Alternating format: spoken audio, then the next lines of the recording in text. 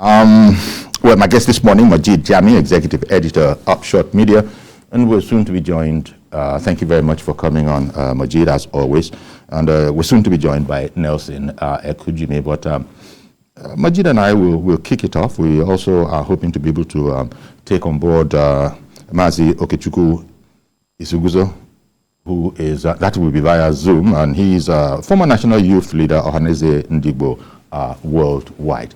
Today, what the anxieties, apprehensions, and talking about aspirants emerging now, considering that there are all sorts of unwritten agreements or conventions that are not exactly standing up now, because it's like as we're getting closer, people are getting perhaps a bit more pragmatic. And this is across the field, from the ruling APC into the opposition PDP.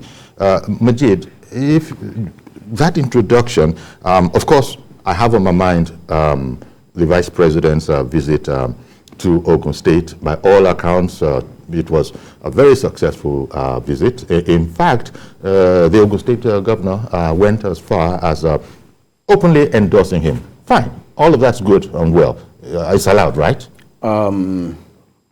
The Ogun State Governor, Dapo Abiodun, has a right to endorse any whosoever aspirant of his choice. Yes. Now recall that the VP used to be a Lagos boy. He used to vote in Lagos. Lagos used to be his constituency. That's right. But probably as in premonition of his willingness to contest, he moved his polling unit to Ikene, Ogun State, about a year ago. So it's like, when I listened to Dapo Abiodun, he said, this is our homeboy coming home, and that they have no choice, to the extent that he followed him to all the palaces of the kings. Yes. Unlike Aketi in Ondo State, who received VP Yemi Osinbajo in Akure and gave a general overview, and that all aspirants are welcome as long as they're members of the party. And he said, I wish you the best of luck. So it was Osinbajo alone went to the palace of Alake and of the Deji of Akure and some other palaces without Akeredolu following him. Exactly. So, but in Ogun, it is expected. Osinbajo is not from Ogun. It's not from Ogun State, so Akeredolu couldn't have. Probably, if he were to be from Ondo, Akeredolu will also do the same by saying, "This is our own." You see, that son of the soil thing is still very, very key and germane in our politics, especially in the Southwest. So, but you made the point that, for example, we just happen to be, for the moment, we're talking about the Vice President's candidature, proposed candidacy. It's very much within his rights and the rights of Dapo Abiodun, as you said, as you started off saying. But there are a lot of people who are making the who are, quite frankly, you have about as many people for as against in this kind of a situation. You see, I, as a journalist, have evaluated the whole scenario. And those who are trying to put a knife into Osinbajo's neck, I said, you don't need to. Osinbajo, as he said, his campaign mantra today is that, yes, he has served as VP for 7 years. He has known, that's what he keeps saying everywhere he goes. That his experience is without parallel. Yeah, he has a right to contest. But a right to contest is not the same as a right to be voted for by the delegates. So I think people should leave this decision to delegates to decide. So you don't, and I love the statement issued by the Asiwaju campaign, the Asiwaju Tinubu Media Office, saying that it dissociates himself from any campaign of calumny against the person and the office of the VP exactly. in his quest for to succeed Buhari, that he has his unalienable right to bid for that post. Indeed. I love that coming from, because there has been that is Asiwaju's statement there coming from his own media office. That there was a poster in Abuja, that surfaced in Abuja, portraying Osinbajo as a Judas that betrayed Jesus. That was beyond the pale. And I love the way the Asiwaju media office came out to say we dissociate ourselves, we are not part of that, exactly. and that he has a right. You see, elections are very funny, and delegates elections are the most. In fact, it's a delicate election, so to say. It is a delicate election, because you don't know the mind of the delegates. Things can swing in just 1 hour. 1 hour to election, things can swing. So you're right. Now, staying for the moment with APC, Governor Ayade also threw his hat in the ring, and then volunteered the additional information that, as a matter of fact, it's Mr. President who asked me to run. Ayade is not a governor I take serious, especially. He's a professor, and the way from the way a governor names his the way he christens his budgets. For example, his budget 2022, it says it's Olympic systematic budget. And when I was listening to him yesterday, while briefing the Aso Rock press, he was speaking all those Olympic grammar. Yes. For somebody who is serious, who want to rule Nigeria, I will be talking of all those systemic Olympic. You are not that man in Edo State. That former representative. Former representative and former chief of staff to the Edo to Oshomole in Edo State. His name does keep my mind now. So you'll be giving us those kind of grammar. You say you want to contest, But when you look at the additional information Ayade said, from what he said yesterday, he said, well, he feels Buhari is the father, and that if I want to take over his seats, as a father and a son, I can't just stay in Cross River. And Buhari is not contesting again, so you are not taking over his seats. But Governor Ayade also said things like, wherever the president is where he wants to be. Correct. Yeah, he said. He said that. Yeah, he said and that. So that's why he's come here. Quite frankly, my being in the race, let me just let you guys know, it's a hefty dose of serendipity. It's a fortunate accident. Mr. President just said, and by the way, you uncle, I want to see. Why don't you throw your hat in the ring? It's not. It's telling of truths. I doubt if Buhari will tell him point blank to go and run. But he said so. He said so. Of the steps of course, I saw him yesterday. Because the danger is that the president can call him and say, "My friend, what were you saying there?" But I want to wait till he collects the. Till he pays the 30 million expression of interest form, and now proceed to submit by paying the additional 70 million, making 100. That's when I will know he's serious. Okay. As I said at the beginning, we'll also be joined by Mazi Okechukwu Isiguzoro. Good morning to you, Mazi. Former national youth leader. Good morning to you. Yori Folari in studio here alongside Majid Jamil, executive editor, Upshot Media. Okay, so with those introductions done, good morning to you, Mazi. Yes, good morning. Good morning. My brother, can you hear me? Very loud and clear. We can hear you very well. We were talking about... Okay. Talking about apprehensions. We're talking about apprehensions, maybe even confusions leading up to the primaries of all of the parties, as a matter of fact. But for the moment, we're on the APC. And as you are fully aware, the Vice President has been up and about, and it's been, a very, very warm reception that he's been getting. In fact, yesterday, the Ogun State Governor fully endorsed him, and as Majid has observed, accompanied him to the various palaces in his consultative visit. Give me your sense of what is going on, because Governor Ayade also threw his hat in the ring, saying that, by the way, it's whatever the president says. And even if the president says, you know, forget about it, throw your support behind whoever, that's what he's going to do. That it's all a happy accident that I am vying to be, I want to be an aspirant. As a matter of fact, Mr. President himself asked me to throw my hat in the ring. Give me your thoughts on these dynamics. Well, thank you, my brother, and good morning, dear.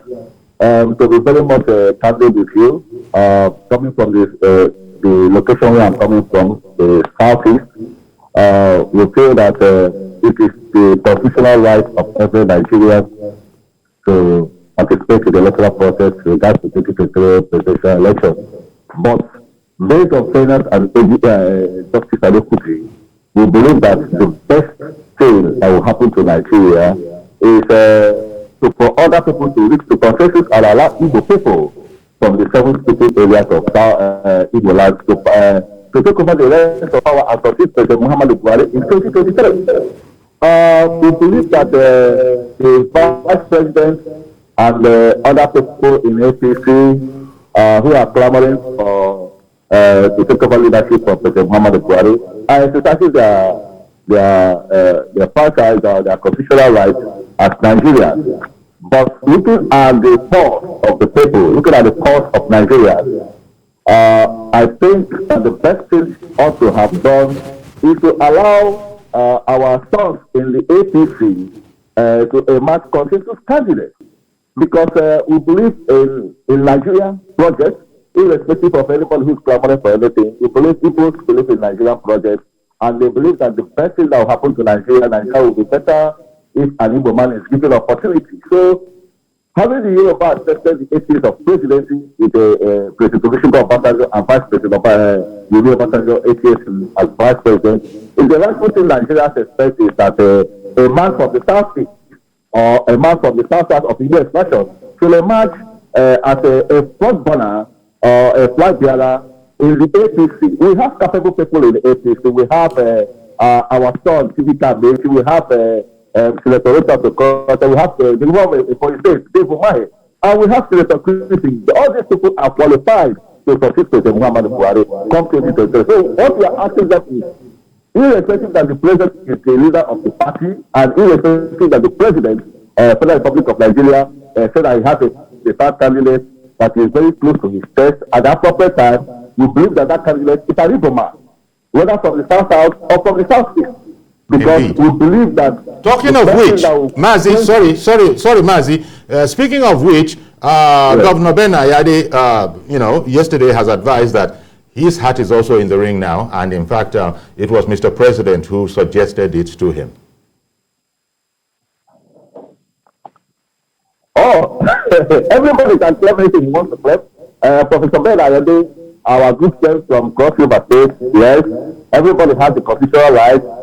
People has the constitutional right. You go to Bangladesh, all of them are claiming one thing or the other. But one thing is that the President Muhammadu Buhari believes, if I might quote him in 2002 when he was running under ANPP with Lecture Caliber, he said that after him as president, he will hand over to an Igbo man. So I believe that Ayade, our brother, our friends, our indigenous colleague, our indigenous brother from the country of state should, at the appropriate time, know the truth that the best thing that will happen is to allow the Igbos to enjoy the presidency after President Muhammadu Buhari. So Ayade saying that President Muhammadu Buhari told him to go and contest, I don't think. Except we have from Buhari, will take it into a pinch of salt. And that is the position. So that is what we believe.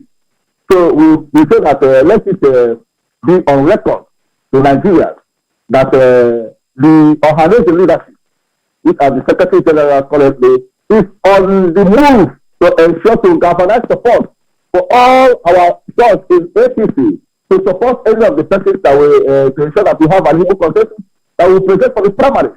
And we believe that President Muhammadu Buhari, being a man of fair and equity and justice, will ensure that a man who is succeeding will be Igbo, whether from the south or from the southeast, will ensure that let an Igbo man succeed him and change the misfortune of Nigeria and change the insecurity situation of the country. And Nigeria will be a better place because the Igbo ingenuity is what is lacking in the leadership of affairs to pilot the affairs of this country.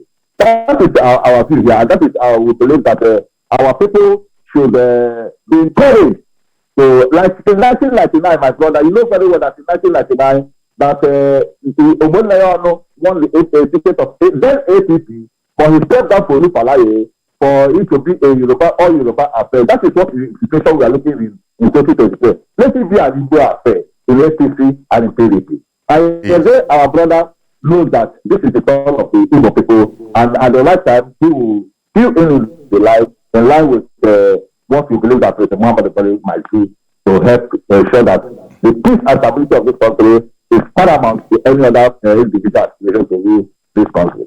Okay, all right then. Majid, you and Mazi there, starting off on the same general principle. Everybody has a right, to vie. Even though, well, this is electioneering season, even though it hasn't been flagged off properly. I think I saw one front page. Yeah, here we are. It's the one, I've decided to run. I owe no one else any allegiance. Now, you editors, sometimes, the way you people, cast your headlines, you don't cast your headlines for people to not notice or ignore. You generally tell. So, this is what it is. Yeah. I am in the race, and I've taken a decision. So, if you don't like it, I don't know anybody. I don't care. Else. I don't know what the else is doing in there, because it means there's one person they're thinking of, and then they threw in that else. Well, they ought to have put that else in parentheses. So, reacting to what Mazi said, the Igbos didn't position themselves very well. So I recall in 2019, the former governor, the immediate past governor of Anambra State, Obiano, was pleading, despite the fact that he was in Abga, he was pleading that the shortest route for an Igbo presidency is through the APC. He said because Buhari then and the APC campaigned that let the Southeast support APC so that there can be a convention to hand over power to the, rather than zone it to the South now, probably it will have been zoned to the Southeast. No, there's a difference. Yes. Now it's zoned to the three South. Zones in the South, yes, for the APC. So slug it out among yourselves. Yeah, but there's a way that, just like in 1999, where everybody decided that it is the Southwest. So both the APC then, or rather the AG and the PDP, it was AD then in 1999, and the PDP, they had Yoruba presidential candidates to appease the Southwest as a result of the death of MKO Abiola. Now, the same thing could have happened, but then rather than support the APC, now he told them for the PDP they will have to wait 8 years if Atiku won the election then. But like for the APC, Buhari only has 4 more years. That he would rather prefer supporting a Buhari candidate who has just 4 years than for them to vote PDP. Peradventure, Atiku won the election then, it would have been 8 years because Atiku will spend 8 years. So he sounded that note of warning then. So our Igbo brothers and sisters, I think they need to be a bit more strategic. You see, power is not served a la carte. You have to grab it. And grabbing it, you need to plan. So this is what you mean by yes. They perhaps might not have positioned themselves properly. Best. To the See, best of their own I advantage. saw what Afenifere wrote, and rather a faction of Afenifere, I mean, saying that nobody from the Southwest should even contest. They should allow our Igbo brothers to. Yes. But, you see, no single zone in the country can win this election. Single-handedly, even not the Northwest that has the highest number of votes. There has to be a collaboration of 2 or 3 zones before you can emerge winners. In fact, there's so much going on within the APC that even though we didn't want this to be an APC exclusively, conversation, because you've mentioned Atiku now, for instance. There are people within the PDP that are saying, look, this is not the way we discussed it. But Mr. Atiku is saying it is what it is. No, it is what it is. Two critical issues in the PDP now. The issue of zoning, I mean, whether to zone or to throw it open, their NEC will be meeting, their NEC and Endorses will be meeting next Wednesday to decide on that. I mean, it's a very critical issue. And also the issue of whether to have a consensus candidate, or rather whether each zone should come up with a consensus candidate. Now they are trying to narrow down to the south. They said that was the convention then, but Atiku, for example, is saying, throw this thing open. Yes. Let the best candidate emerge. Let's forget about zoning. Exactly. Mazi, coming back to you, Mazi Okechukwu,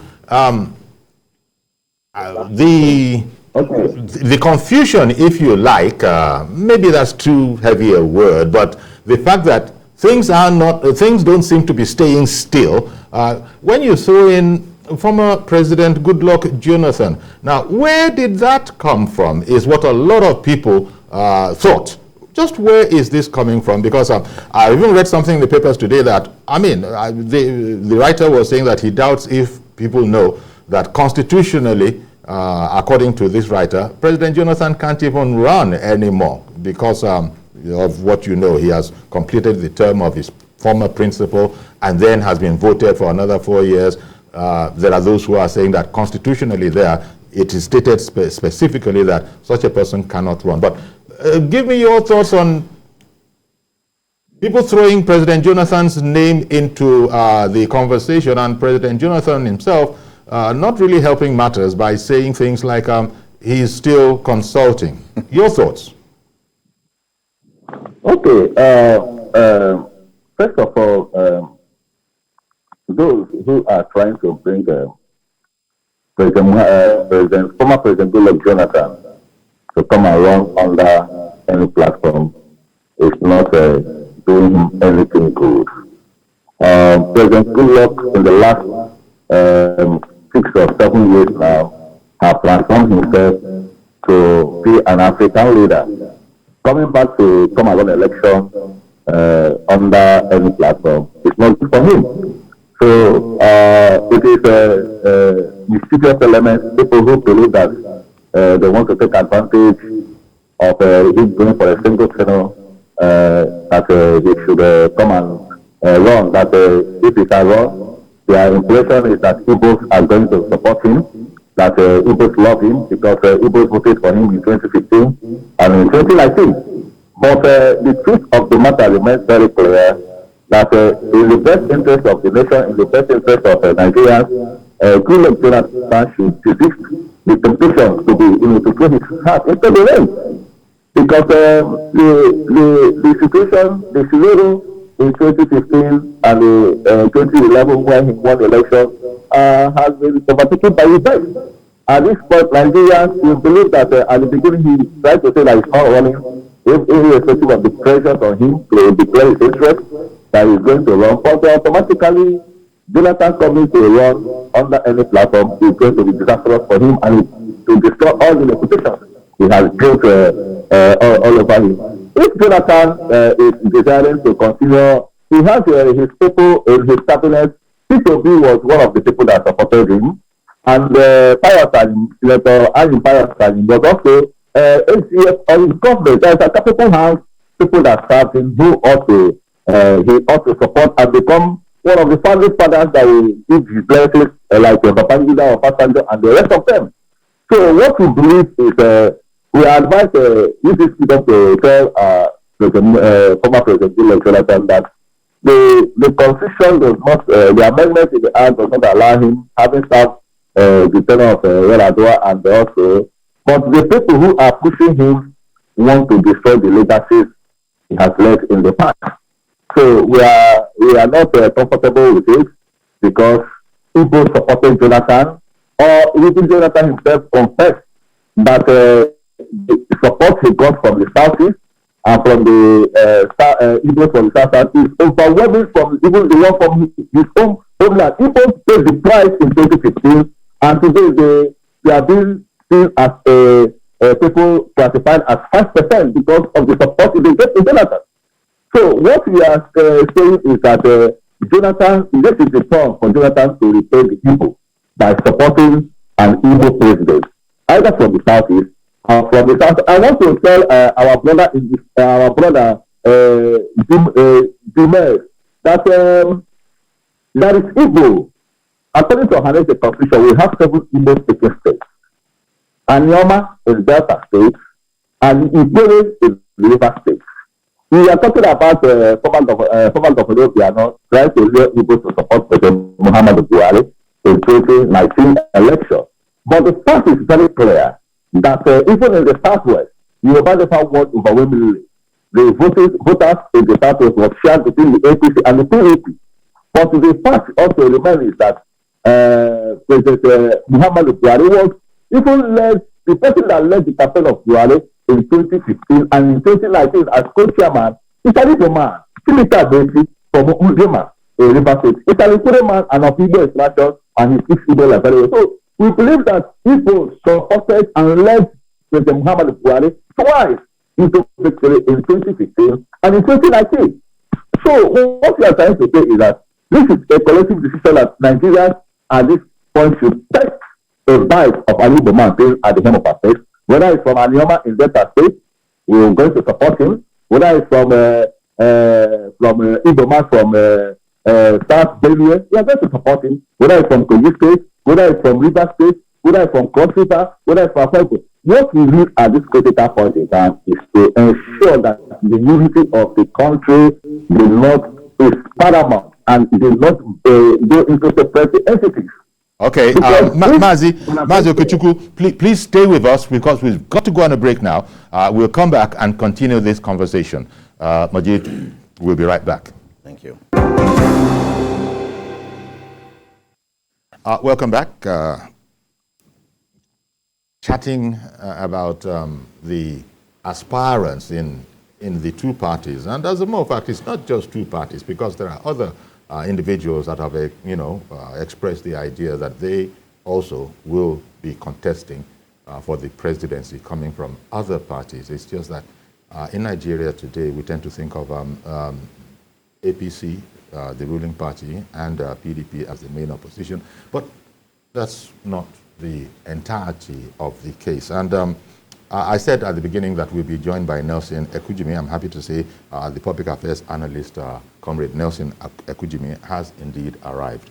And also to, greet you again, Mazi Okechukwu Isiguzoro, for, staying with us. So, you have a bit of catching up to do. Such is the nature of technology that even though you weren't in the studio, you actually were watching the program, you were monitoring the program. I want to apologize for coming late. Yeah, no problem.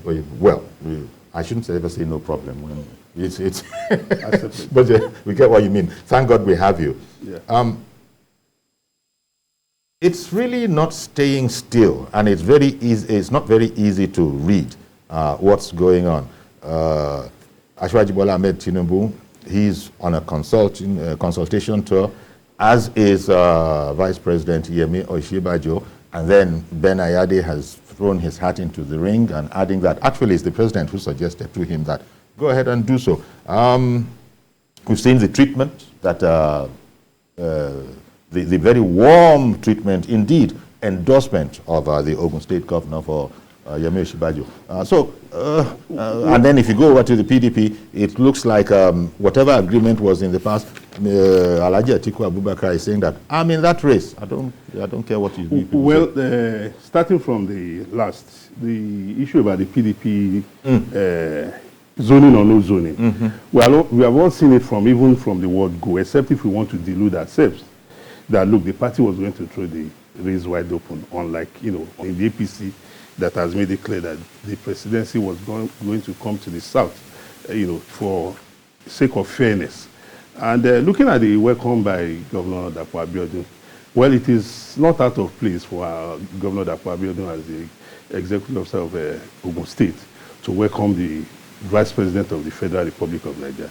But for me, that statement of his that was credited to him, I think is more of a politicking, because you want to ask that the so-called endorsements, you want to ask that when Governor Dapo Abiodun, then candidate Dapo Abiodun, was running for his dear life to assume that office, who were those who supported him, who put their, whatever it takes to get him into office through the wish of the people.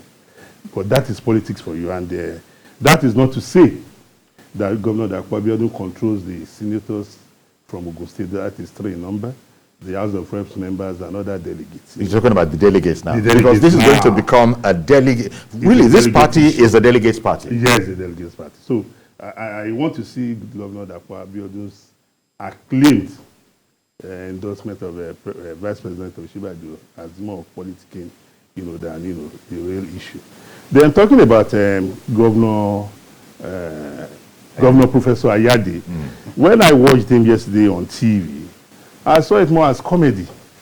Because as a Nigerian at this age of our life, how can somebody tell you to go and run? I saw it as name dropping that President Buhari told him to. So it means Governor Ayade, as the governor of Cross River State, never knew what he wanted for himself. No. He said he has never, ever played the politics of confrontation or anything like that.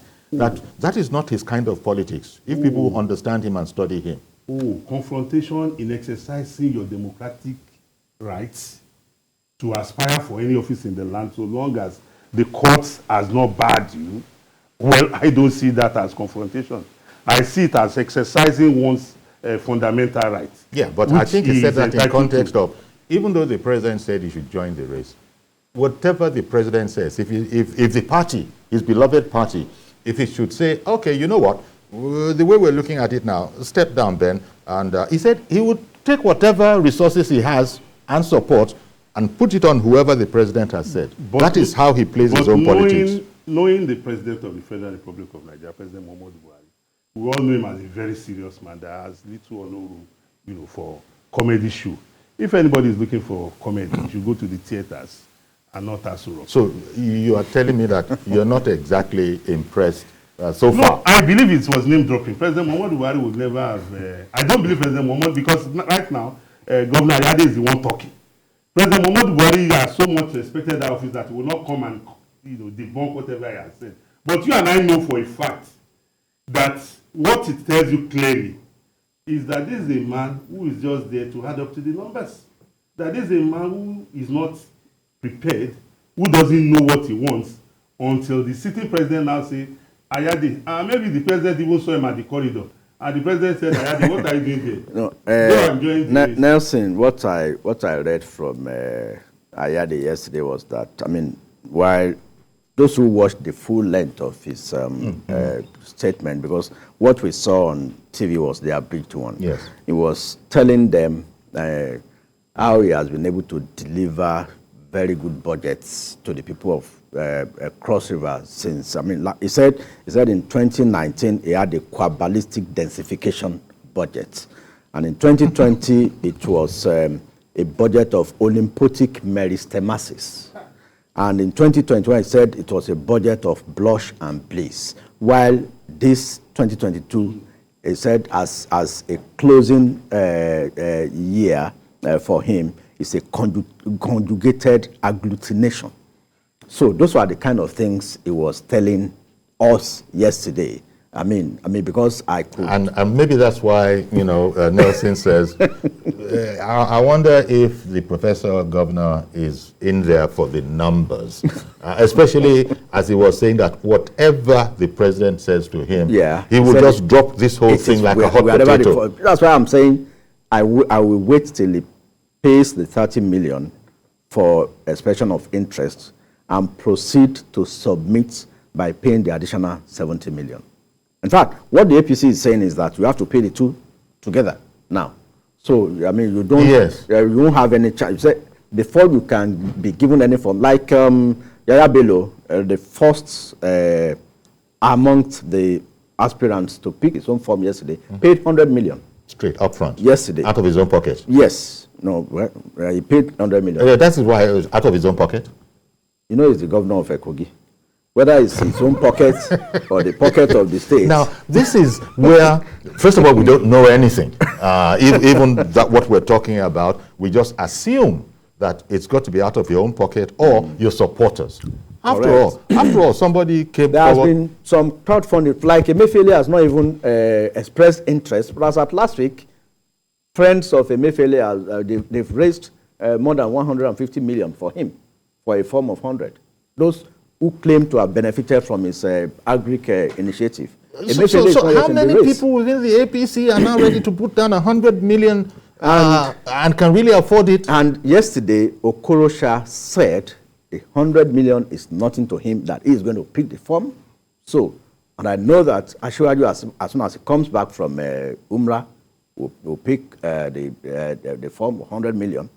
So, and Amechi has been moving around. Amechi is going to pay. Oshibado is going to pay. If it can be done on people's behalf, I mean, I don't think you even need to wait for anybody to come back from anywhere. I mean, is it not a matter of transfer? But a surprise emerged on Monday, or rather, no, it was even yesterday, that despite the fact that some members of some senators have pulled 200 million together for Isiguzoro and the Senate President, Ahmed Lawan, Isiguzoro has pulled out of the race. He said he's no more running. Despite the fact that there were claims that some friends... Did he give any reason as to why he was not running? No reasons yet. Maybe just the Omoluabi principle. Yes, I think it's... Even though a certain people tend to appropriate the Omoluabi principle, but I don't know if Isiguzoro. Mazi, this whole matter now, I wonder, we're talking about the PDP and the APC, but there are other parties. And is it that Ohaneze Ndigbo will be closely monitoring Igbo sons and daughters that show an interest and will determine how they are going to, bring their support to bear on such people? Is it just if the Igbo sons or daughters happen to be within the APC or PDP fold? How about other parties? Well, we have Professor Mande, as you saw, aspirant for now at the All Progressive Black Alliance. Professor Umade is there on the APGA. But to be honest with you, Ohaneze Ndigbo in diaspora has raised about a heavy supporting sum of amount, to support for any Igbo man who will fly the two major leading political parties, the APC or the PDP, in 2023.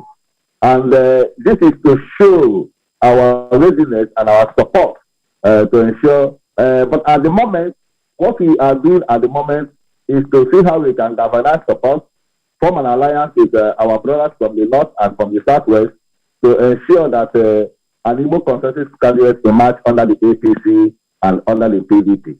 Whether it's coming from Delta State or Igbo speaking side of Delta State or from River State, it doesn't matter to us. What matters to us is that we should present an Igbo man, because there is this is the best opportunity to clarify this situation. Igbos are not only in the south. We have Igbos in River State. and we have Igbos in Delta State. And I believe that as if the Igbo leadership and those in diaspora are working together to ensure that our delegates are going to ensure that an Igbo man emerges in APC or in PDP. We have confidence that the scenario of 1999, where the Yoruba plugged it out, the scenario in 2019, where people are need of Igbo extraction, people are need from the north, from the north, people are need President Muhammadu Buhari and Atiku Abubakar flooding in 2019, and in 1999, Obasanjo and the Lufalai flooded out. That set of the arrangement to be arranged in 2025 for Igbo man in APC and in PDP. And we believe that that should be based on fairness and justice and equity.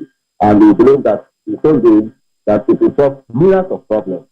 Let me tell you this. Let me be honest with you. Let me be sincere with you. We are now committed to ensure that even if I got to bring in a caller.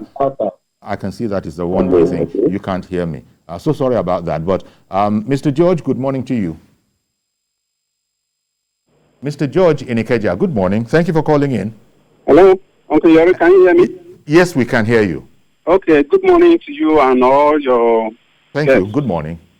I also watched television yesterday and saw what happened in Ogun State and Abuja and all the rest. Uncle Yori, I am learning a lot of lessons in recent days. The reason why people say that honest people do not play politics in Africa is emerging by the day. I am so disappointed at the betrayal I'm seeing from unexpected quarters. But one thing is sure, Uncle Yori, let the president, because many of these people who are showing interest are relying on the fact that Mr. President is going to bulldoze his way and say this is a consensus arrangement, this is the person I'm supporting, and this is the person that must be the candidate. Let him be courageous enough to throw the contest open. Let all the contestants vie for the post and go for the primaries and seek votes. Then we will know who is popular. As for the gentleman on Skype, the Igbo man. Mazi Okechukwu. Yes. Isiguzoro. I'm sorry to say that the Igbos have not been taking the right strategy. Election is not something you dash somebody. You work hard for it to get it. The mere fact that an Igbo man has not been a president before is not sufficient for the ticket to just be given to the Igbo person. They have to work for it. For example, if you look through Uncle Yori from records, you see that the average Igbo politician has not actually worked harmoniously with any of the other two major tribes. I mean, the Hausas and the Yorubas. If you want to become president, you must work harmoniously with at least one of those other groups. Okay, Mr. George, I beg your pardon. Because of time, I'm going to have to interrupt you. But thank you very much for calling in. And let me ask you, Mazi Okechukwu, if you had any response to that, I suppose.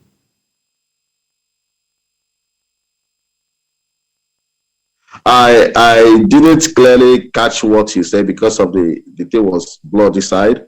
I hope he feels that Igbo aspirants of Igbo extraction haven't been as strategic as they could have been. They haven't, according to him, worked successfully yet with the North, or with Southwest. Well, I don't know where he got that from, but there are backstage activities.